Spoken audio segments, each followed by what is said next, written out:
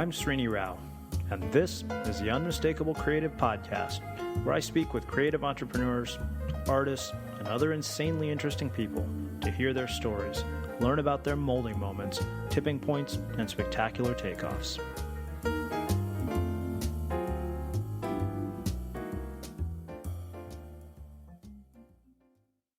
Hey, Colin, welcome to the Unmistakable Creative. Thanks for taking the time to join us. Yeah, thanks for having me again. Yeah, it's funny because you and I go way back. I mean, you were probably in the first 100 interviews that I ever did when the show was called Blogcast FM. So, we've known each other for almost 5 years, but we've got a ton of new listeners. It's probably been 2 or 3 years since you've been here.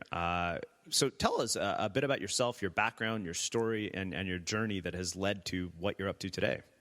Sure. Well, the quick version is that my background's in design and branding, and ran a branding studio out in Los Angeles for a couple of years, and then kind of found myself in a position where I was doing pretty well professionally, but lifestyle-wise not so much. So I kind of decided to cancel that out and start traveling and pursue this lifestyle that I'd really wanted to live for a very long time, but was always putting off for quote-unquote more important things. Mm-hmm. And that manifested by starting a blog and asking my readers where I should move, and then moving to a new country every 4 months based on the votes of my readers.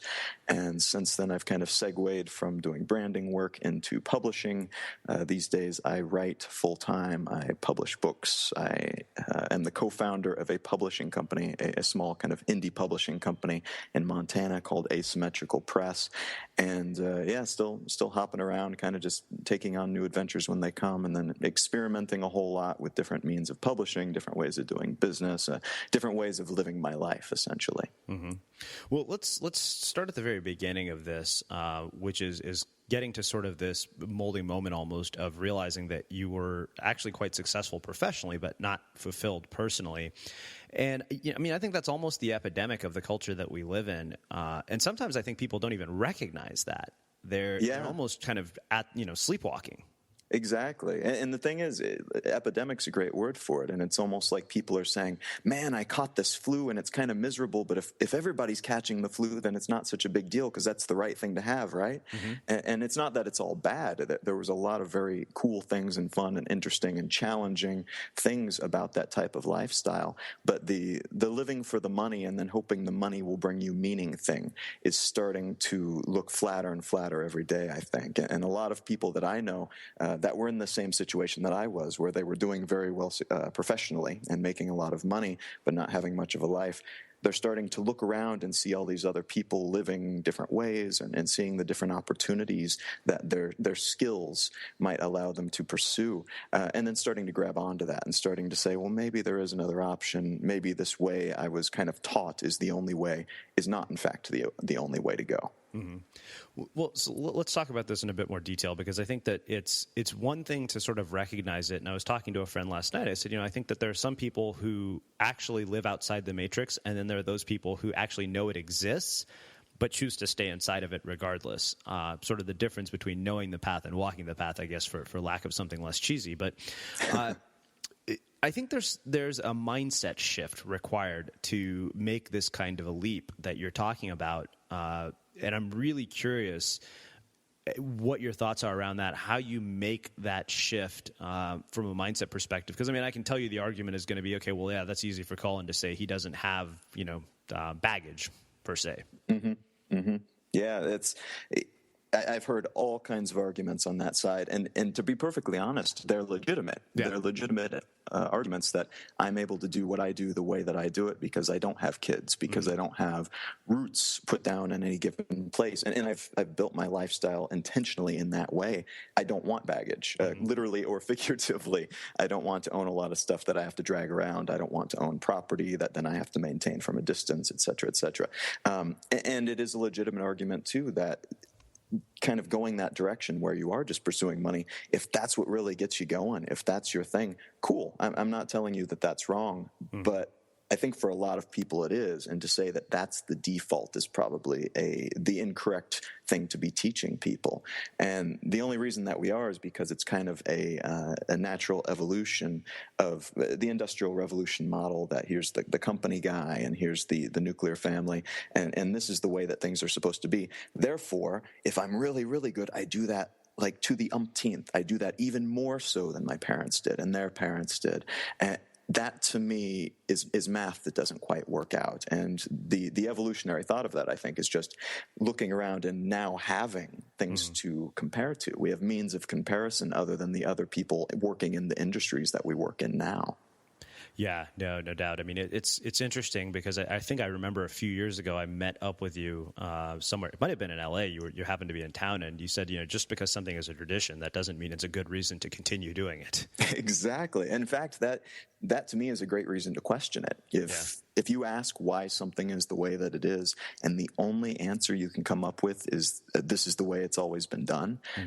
Question it. That is an aspect of your life that is rife for some type of disruption, because if you can't explain it, why are you doing it? Why? Potentially it is the correct way to do things, and there's just no better alternative. But potentially there's a much better way to be doing it, and that could change everything. It could dramatically increase the value of your everyday life.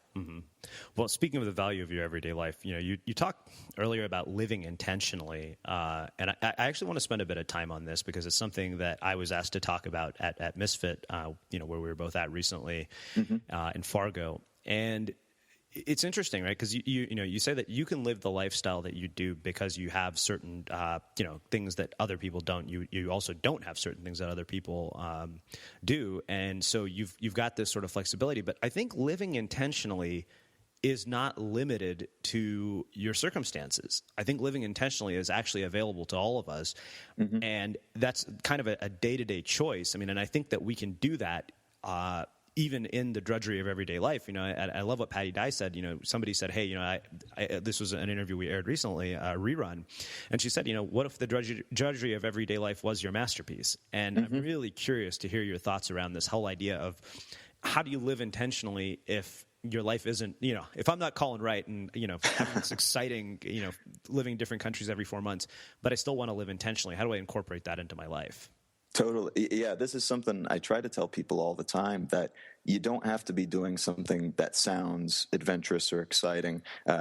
I'll tell you, the reality of travel is that it's actually incredibly uncomfortable most of the time. Yeah. But you don't have to be doing something that sounds incredibly exciting and sexy and like it's in a movie or something in order to live a good life and in order to live a happy life. And what I do, I would say 99% of the population, if they actually did it, they would hate it and they'd be bored with it. But there's certain philosophies that you can take that you can apply to anything, whatever you happen to be pursuing. If you want to work in a cubicle, we kind of demonize the cubicle in the entrepreneurial world. But if that's what makes you happy, do it. Just do it really, really well. And living intentionally is how you do that. It means that you question the things that you do. It means that when you make coffee, you say, is this the coffee I want to be drinking? Is this the way I want to be making this coffee? Is this the best use of my money or the best use of my digestion? You take apart the details of everyday life and make sure that they're optimized for whatever ends you're trying to achieve. And that living intentionally then results with the best possible version of the outcome that you're looking for. Ooh, I like that. We do demonize the cubicle, don't we? I mean, we really do, and it's popular to do so because it's something that we all kind of rally against as soon as we discover that there's another way to live.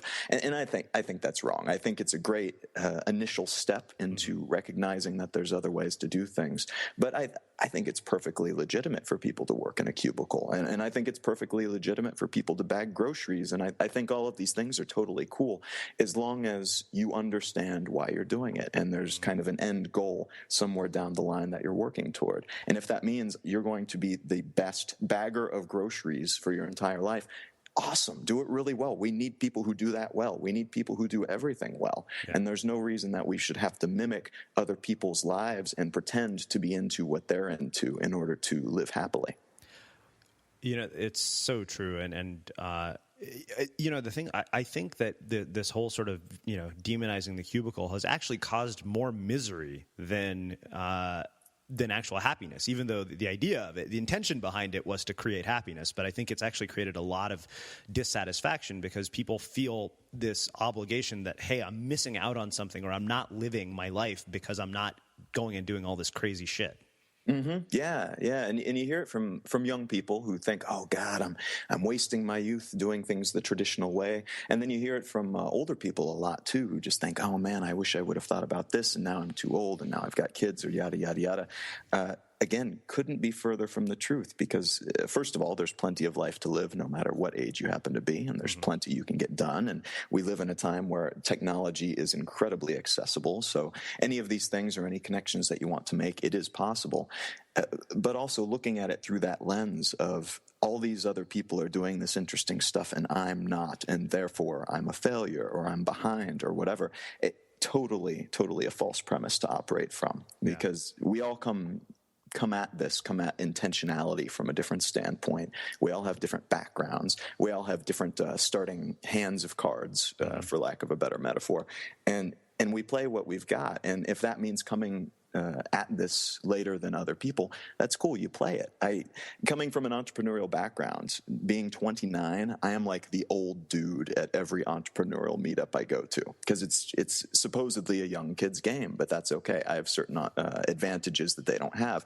The dude who shows up who's in his 50s that shows up to the same meeting, he's got advantages I don't have. Yeah. And the same thing applies across the board. So there really is no downside to anybody's starting hand. It's just a matter of being able to look at it and say, okay, I'm getting started later, or I'm getting started earlier, or I'm starting with less money, or I'm starting with fewer connections, and saying that's okay. How do I get where I want to get? Yeah. Well, I love this because there's so many false stories that drive it. False stories, false comparison, and that leads to sort of what I call the mimicry epidemic, where people are trying to become other people. Right. And it's kind of the natural way that we work, isn't it? Because we look at other people as brands, and we look at that celebrity and say, oh, they're the edgy one, or they're the geek turned good looking person, or whatever it happens to be. There's this brand that's built up, and that's just the way that we market people and ideas. And so that happens within the blogging world, that happens on TV, it happens in movies, it happens within the business world, where we look at a particular person and say, I want to be the next Richard Branson. And that just doesn't make sense. There's already a Richard. Why would you try to be someone else and try to force yourself into a Richard Branson-shaped hole when you yourself are you? You can make an absolutely excellent, amazing version of yourself instead, and stop forcing yourself to sand off those rough edges, those wonderful rough edges that you have that you should be sharpening. Mm-hmm. Yeah, I mean, I think the sharpening of rough edges, I mean, that's a whole other conversation. We'll get into that. I think we'll talk about that quite a bit, actually. Let's move forward a little bit, but let's shift gears. One other thing that you mentioned is this idea of your life could possibly use some disruption, and I love that, and I want to talk about that in a bit more detail because it's.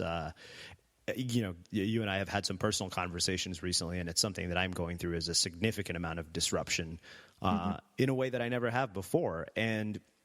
I think back to what Lisa Fabregas said. She said sometimes we contract in order to expand.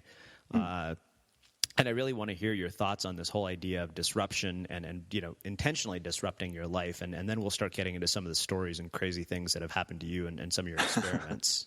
Yeah, well, the experiments are actually kind of my form of systematized self-disruption, if that makes sense. I like that. Yeah, I mean, it's something that I've found really adds value to my life, and it consistently improves my life in some way. Even if I do an experiment and spend some time with it and find out that whatever I'm trying out is not for me, now I know. Mm-hmm. And now that's one less path that I have to go, feel like I need to go down, or one more perspective from which to view the world.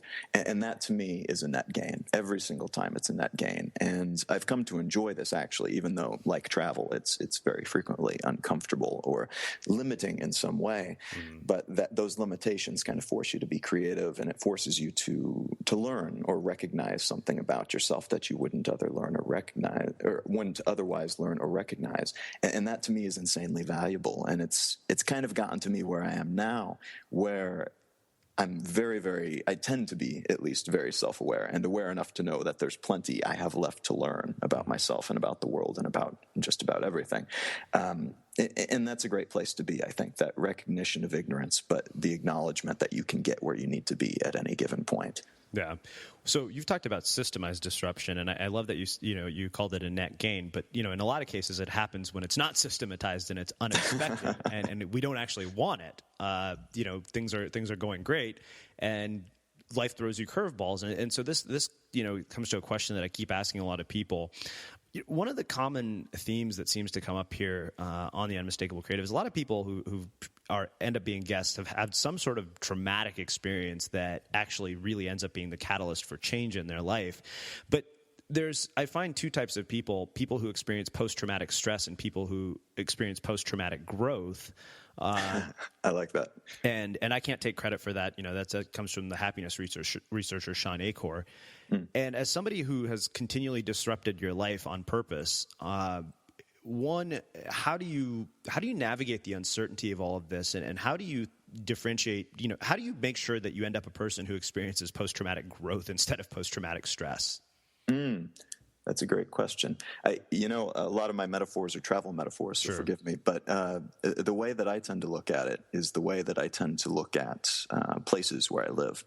And people often ask me, so what if you end up someplace? What if your readers vote for you to go someplace that is just dull, that is just incredibly boring, and it's just like the worst little town in the middle of nowhere, and there's nothing to do, and everybody's backwards? And what if you end up in a place like that?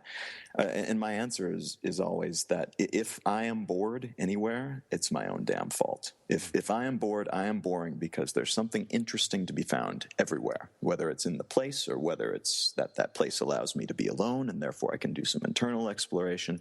But if at any given point I'm not excited and interested and motivated, it's my own fault. And it's me not taking advantage of whatever it is that environment has to offer. Mm-hmm. And I think the same is true with any disruption, with anything that happens to your life. If you're not gaining from it in some way, it's not because there's nothing there to gain. It's because you're not looking at it the right way.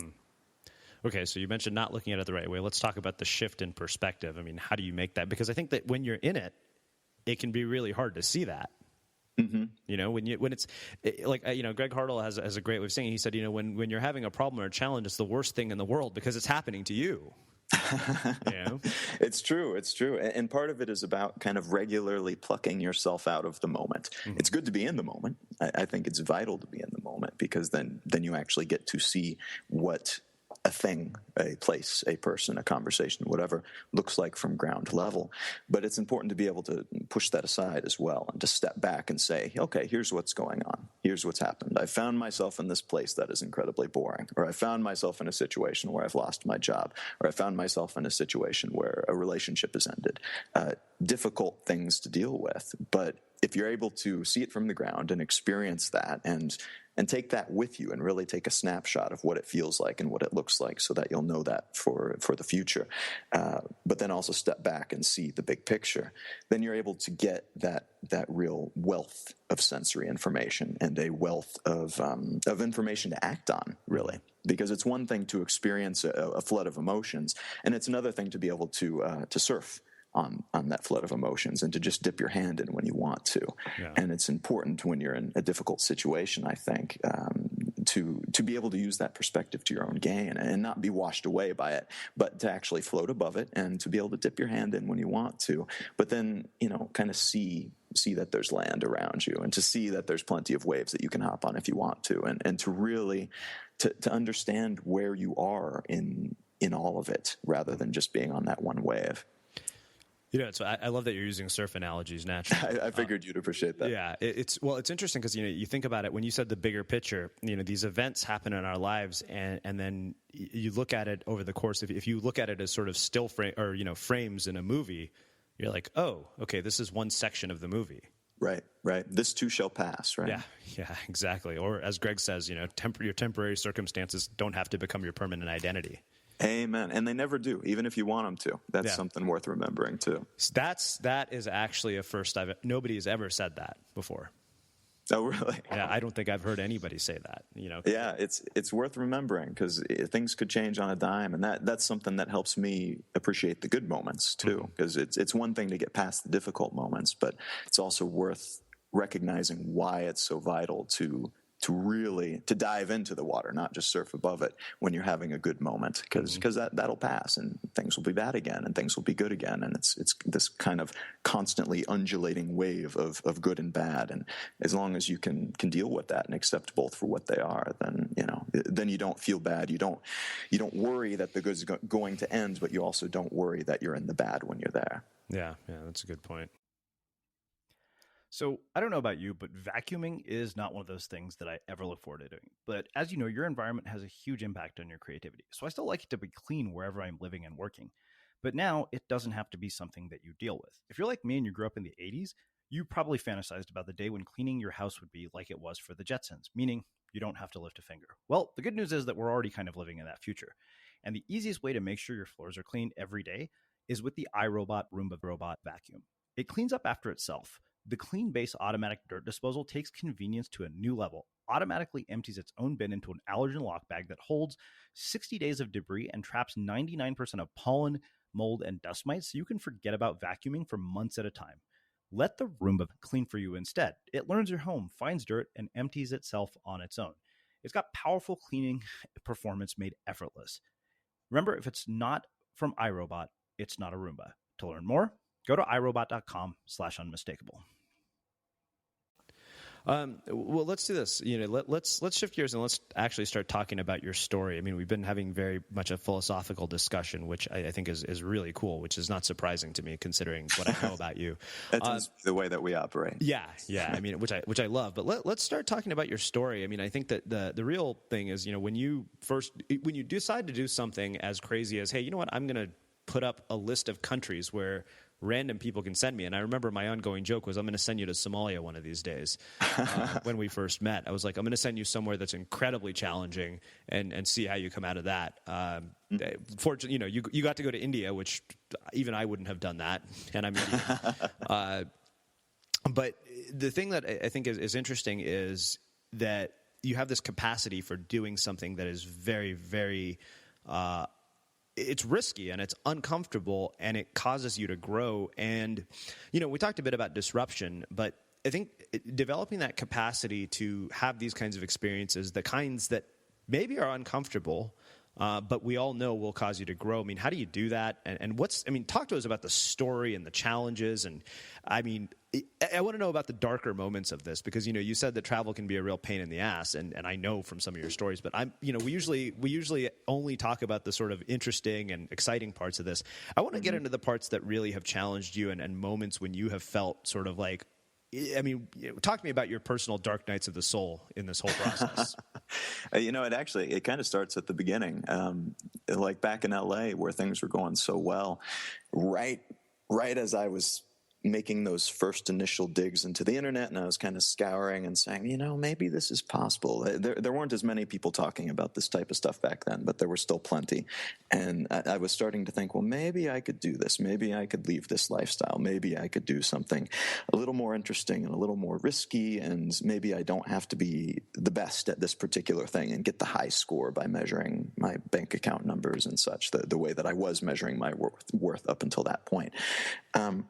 And the thing that shifted me from that was the same thing that allows me to kind of get through some of the tougher moments now, is just recognizing that, this is not a trial run, that I have a finite number of years in which to experience everything I'll ever experience. And therefore, if I'm not doing exactly what I need to be doing, what I want to be doing, something that will help me grow and something that will help me live, then that's time I'll never get back, and therefore, to me, time wasted. So looking at this opportunity that I had right before I left LA, I was running a business, things were going incredibly well, and I had an offer from one of my clients to come be his protege. And he was one of these big money market guys, billionaire, doing incredibly well, liked the way that I did business and made a very tempting offer. But looking at where he was and looking at where his former proteges were and looking at the fact that they were doing so well by that one metric, by the money in the bank, but not very well by any other metric. And these metrics that I was starting to appreciate and starting to worry about, like quality of life and having something to talk about and going out and learning and meeting people and seeing new things and seeing the world from different perspectives, it made it pretty apparent what I needed to do. And so anytime, that was some difficult nights there, though, because he made the offer and I had to go home and think about it. And I really had to weigh, should I take the opportunity where I stay in LA and become a bigwig and earn all this money and reach that goal that has always been an incredibly important goal to me? Or do I kind of scrap it all and throw it out the window and go on this kind of wild goose chase of trying to find something else that I feel like is out there but may or may not be out there? And the deciding factor was, well, you're going to die. So between now and then, how do you want to be spending your time? Do you want to be in an office? Do you want to be really, really happy about the numbers in the bank and spending that money trying to get over the day that you had to spend earning it? Or do you want to go out and do something and take some risks and maybe be poor again, because I had been poor before that. Mm-hmm. I guess the question for me then becomes, what separates the type of person who will go on the wild goose chase from the one who chooses the guaranteed outcome? Because I think what we both can agree that we have chosen paths that don't come with a guarantee. Like we have chosen something that is inherently uncertain. Mm-hmm. And what I'm discovering more and more is that is certainly not for everybody. No.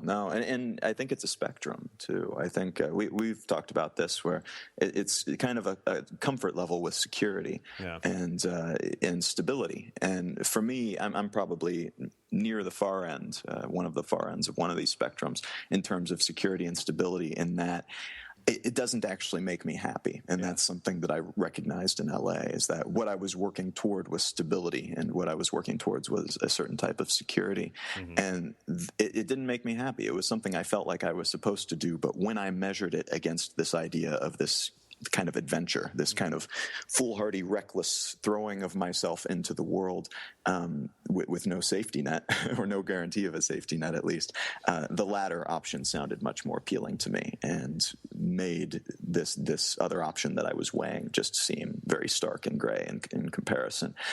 For other people, that's not the case, though. For other people, maybe they could have taken that first option and really enjoyed it and really made a good run of it and been incredibly happy. Mm-hmm. And again, I think that's just as legitimate. I think it's important to know yourself well enough to understand where you lie on that spectrum and on other spectrums. What other things do you need, and how much of it do you need, and what does that mean for what you do with your time? Mm-hmm.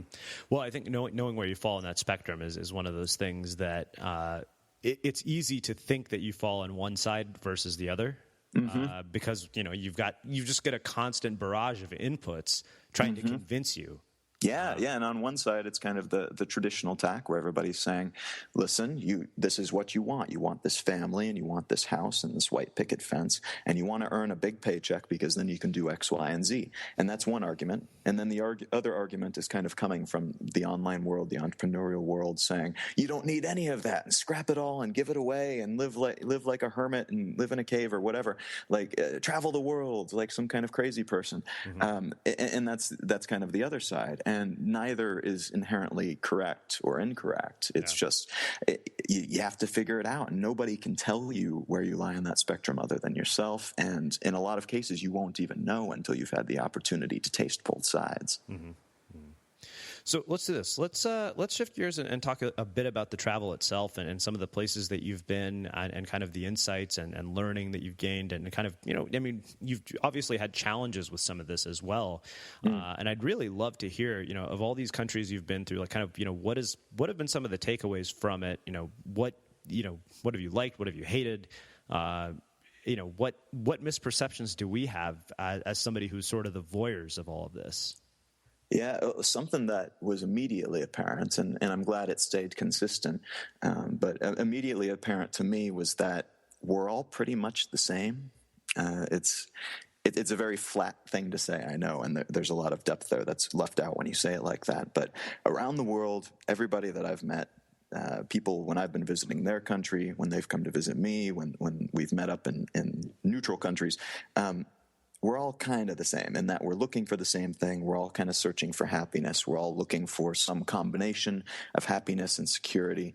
We're all on the spectrum somewhere, and we're all kind of on good terms with each other until we're told not to be.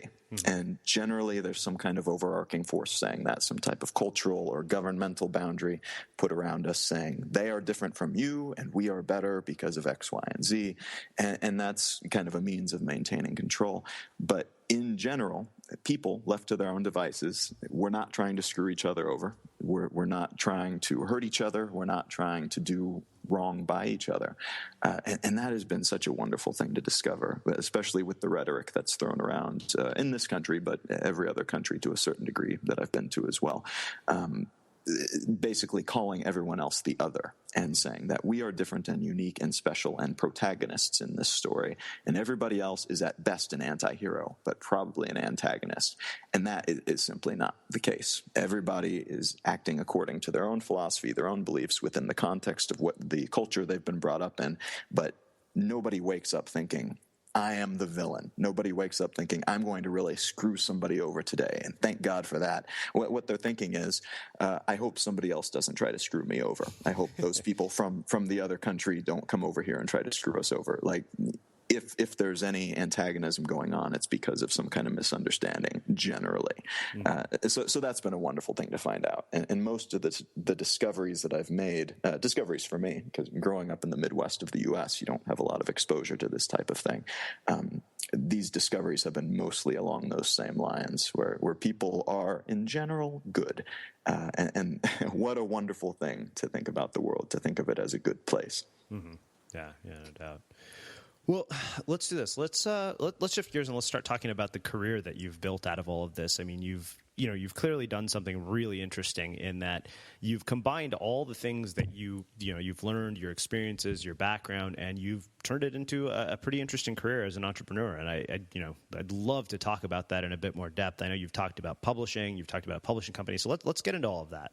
Sure. Yeah. Well, what I was doing in LA was branding. So I was doing kind of a combination of design work and essentially building companies for other companies, where they would come to me with an idea and say, listen, we want to do, I don't know, a Reddit for fashion. And then I'd make the logo and I'd build the website and do whatever marketing materials were necessary, that type of thing, kind of a complete package, which I enjoyed because my interests are varied and my skill sets are kind of varied as well. And I really like learning new things and, hence the travel and reading a lot and trying to discover all this new information and meeting new people. Mm-hmm. But when I started traveling, that became very difficult very quickly because of time zones and internet, the speed of the internet in particular in different countries and the cost of the internet.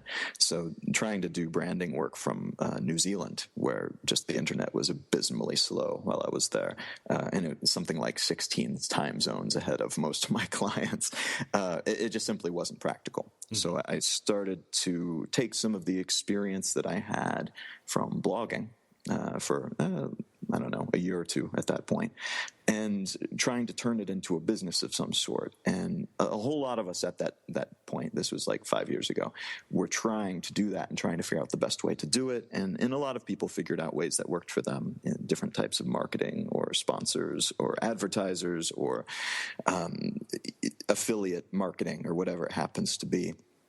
None of those were really a good fit for me. So I kind of decided that blogging was going to be something that I did as a platform that would bring people in and that would help flesh out my brand, taking some of that knowledge of what I did for other people and doing it for myself.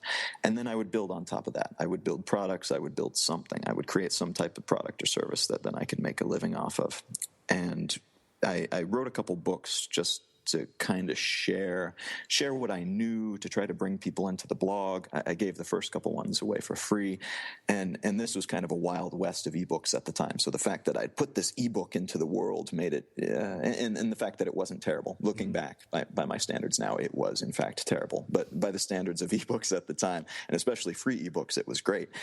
So those first two each were downloaded a few 100,000 times and brought in a lot of people to the blog, and that got me thinking, well, maybe I could earn a living by writing these ebooks. And at the time, it was much more common to see ebooks going for very high costs, like $50 to $100 a piece.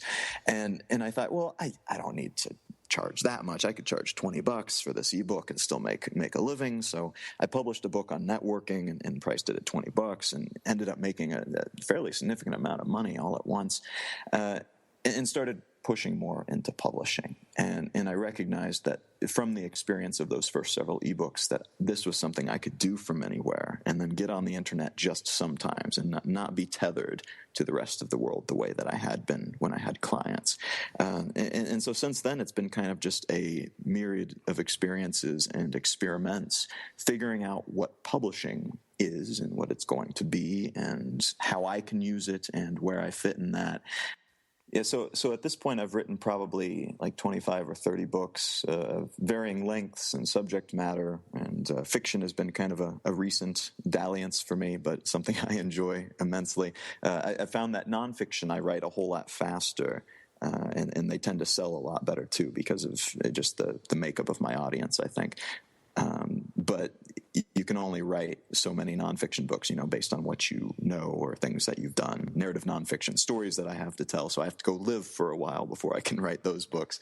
Whereas fiction, as long as I have ideas, I can keep writing. And I've got just innumerable ideas on that subject. So I've been going like a crazy person writing these fiction books. And then it's been experimenting with business models within that as well. Because I've always been kind of an entrepreneur, and I love the creative challenge that business brings. And anybody out there who's a creative person, like a painter or a writer or something, and thinks that business is not a creative endeavor, I call shenanigans on that. It is one of the most interesting creative endeavors you can possibly undertake, and I highly recommend you learn the fundamentals so you can start playing with it in terms of supporting your craft, but also in terms of just having fun. Mm-hmm. So the publishing world for me has been kind of that. It's like learning a new medium, picking up a paintbrush for the first time, and then just playing and experimenting. And the publishing world in particular right now is just rife for upset. Nobody knows what's up or down anymore, and there's no right or wrong way to do it. So I've been playing with like serialized fiction, writing a series as seasons, kind of like TV shows, like 5 books per season, and releasing them once a week. Playing with longer format, shorter format, essays. I've recently been taking kind of like as a promotional thing, but also as an experiment, taking essentially very short summaries of essays that I've written or chapters in books that I've written and trying to reduce them to something that would fit on an image, and then using that image and spreading it around social media as both a promotional tool, but also trying to figure out if I understand what I'm talking about enough to be able to be that reductionist about it. So lots of little challenges and opportunities and experiments, and it's just been a blast. Frankly, it's been a blast, and being able to interact with the other people in the field, and then actually teaming up with Josh and Ryan from The Minimalists and forming Asymmetrical Press was kind of a formalized version of all this experimentation. We're getting together with somebody else saying, let's make a real business out of this, not just a crazy person playing around, and see what we can do with all this experimentation and see if we can formalize it and kind of offer up templates for other people to use. Yeah. Well, let's talk about this idea of what publishing is and what it's becoming, because I think that's that's sort of the $1 million question, right? Everybody is sitting here wondering, where's this all going to go? What does it mean for the individual? What does it mean for the masses? Like, what does it mean for big media? What does it mean for the independent creator? I mean, I'm really curious to hear your thoughts on all of this. Yeah, frankly, I think that it's great. And I come from a standpoint where I'm able to make my living off of it right now. So, I mean, different people have different opinions on it. But for me, I think it's great that kind of the old guard is being upset to a point where they're having to change their ways. I think that it's great that new people, young guns like Josh and Ryan and I can come in and actually, make some waves in a field and actually make a living from our work, and that anybody else could conceivably do exactly the same thing. I think we're reaching a point where the media is less important, the vehicle is less important, and myself and most of the people who I know who are working in this field who are comfortable working outside of the traditional definition of a book being a stack of paper bound between a cover and stored in a bookstore. Anybody who's comfortable getting beyond that as a definition for a book is having fun, because we're able to look at it and say, okay, I'm vehicle agnostic. I don't care how my message and my words reach the recipient, the reader, the consumer at the other end. Mm-hmm. What does that mean? What do I do with that information? What is the best way to get this piece of information to the intended recipient? And thinking of it in those terms makes every single publishing project an experiment all unto itself, and something that's a little bit uncertain, but really incredibly fun, because you don't know what to expect. But it could be something amazing, and it could be something that shifts the way people think, and it could be something that reaches audiences that don't read or that typically would never open a book. And that, to me, is incredibly exciting. Mm-hmm. Yeah.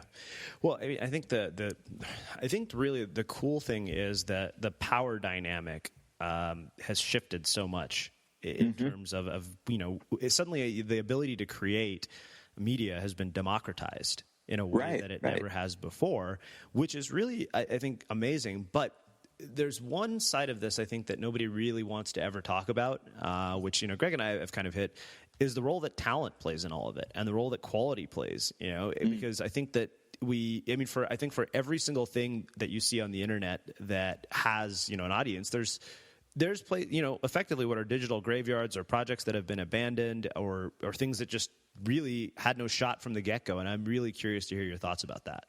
Yeah, it's funny because there's this big uproar in the publishing industry that now that anybody can publish, everything is shit. And I couldn't disagree more. I think it's a great opportunity for talent to shine, because there's finally something to compare it to. And this is something that I went through when I was a designer as well, living in LA. Everybody was worried because now there's all these new tools allowing people to edit their own photos and to create graphics really easily and build websites without trying. And they're thinking, oh my God, the barbarians are at the gate. We're all going down. And I'm just thinking, no way, man, this is an opportunity. You finally now, if somebody comes to you and says, no, I don't want to pay that for this project, then you can point to one of these other people and say, okay, go pay them $100 instead. That's cool. If that's what you want, and this is the caliber of work that you want, excellent. Otherwise, this is my price. Mm-hmm. And it really helps you stand apart as somebody who's trying their best to do really high quality work rather than, kind of the mass produced Walmart work. Mm-hmm. And there's a market for that too, though. I think there is a market for people who just want to pay the least possible to get the bare minimum. And it's great that bare minimum has increased in quality over time. But now the people who really do shine and who really do care about the work that they're putting out have an opportunity to rise with that tide as well, and have an opportunity to really stand apart. And that proved to be the case in the design field. All these young guns putting up their work on Fiverr or something and saying, yeah, I'll build you a logo for $5. That actually brought me more clients, because suddenly these people were looking at all this shit that was being produced, and they were able to see good work for good work. They had that comparison. And I think it's the same within publishing. Mm-hmm. There's going to be millions and millions and millions of books published every year now. And that's awesome. And that means that slowly but surely the minimum will increase in quality. Mm-hmm. But anybody who's above that average, above mediocre, will look even better by comparison. And as long as you can express that, and as long as you can show people that, and give people a means of checking out your work ahead of time, for example, mm-hmm. then I think it's a great opportunity for those who are really trying hard and who have the talent. Yeah, no doubt. Well, I think that makes sort of a perfect way to wrap up our conversation and kind of ask you my final question, because I think it's a perfect segue. Our show is called The Unmistakable Creative, and we live in such a noisy world, like we've been talking about. So, based on your experience, your sort of journey through the internet and through the web and through life, what is it that makes somebody or something unmistakable? Ooh, that's a great question. I think basically we all start out unique. We all start out as our own person. Like I mentioned before, it's silly to try to replicate somebody else, because you're in a much better position to be you. And then the task becomes refining that you and turning yourself over time into the best you possible. And I'd mentioned before, like the sharpening of rough edges. I think that's vital. I think we all have a unique blueprint. It's kind of like the nature versus nurture debate, right? And the best science available says that most of what we do and most of who we are is a little bit of both. There's some genetic code in there that kind of sets tops and bottom ceilings and floors, essentially. And then what we do in life and what we're exposed to sets where we are in that spectrum.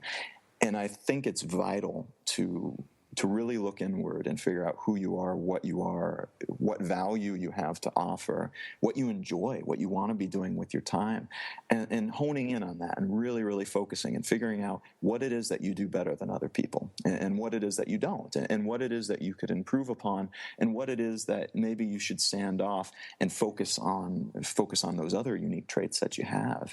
And the people that I know of in any field that I respect most and whose work I respect most are the ones who have done this, who have kind of carved out their own niche and who haven't necessarily looked at the established way of doing things and said, oh, I don't fit there. I'm not welcome. Therefore, I should just settle for mediocre. They've instead said, well, that's an interesting standard, an interesting default that we have now. Mm-hmm. I'm going to change that. I'm going to do something different. I'm going to change what the default is, or I'm going to remain an outlier for my entire life, and I'm going to be the best outlier that I can possibly be. Mm-hmm. And finding out who you are, and then really refining that seems to be the best way to be unmistakable, because who could be a better you than you? Well, I love that. I think that's a poetic way to finish our conversation. Colin, as I expected, it's been absolutely fantastic to have you back here as a guest on what is now the Unmistakable Creative, and I can't thank you enough for taking the time to join us and share some of your insights with our listeners.